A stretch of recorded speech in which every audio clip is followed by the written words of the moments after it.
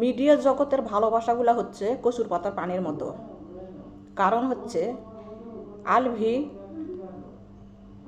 ইকরাকে ভালোবেসে বিয়ে করছিল।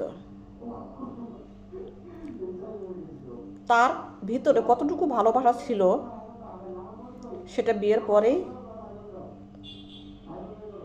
ইকরা বুঝতে পারে। এক সন্তানের মা হয়ে গেছে, ছেলের নাম রিজিক।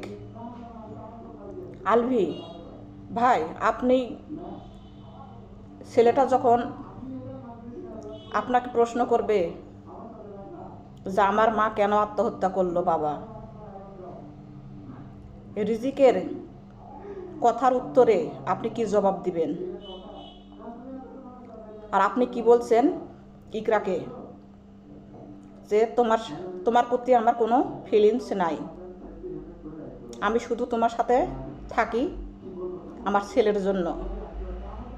এটাই কি তার প্রতি ভালোবাসা ছিল?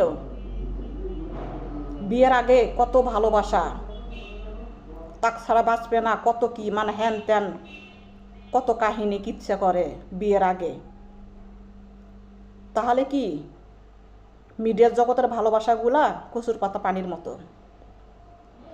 ভুল করেও কেউ মিডিয়ার জগতের কোনো মেয়েকে, কোনো পুরুষকে বিয়ে করবেন না। মিডিয়ার জগতের ভালোবাসার কোনো দাম নাই, কোনো মূল্য নাই। এরকম করে একটা করে সংসার নষ্ট হবে, জীবন যাবে। একটা মেয়ে বাধ্য হয়ে আত্মহত্যা করেছে, বুঝতে পারলেন?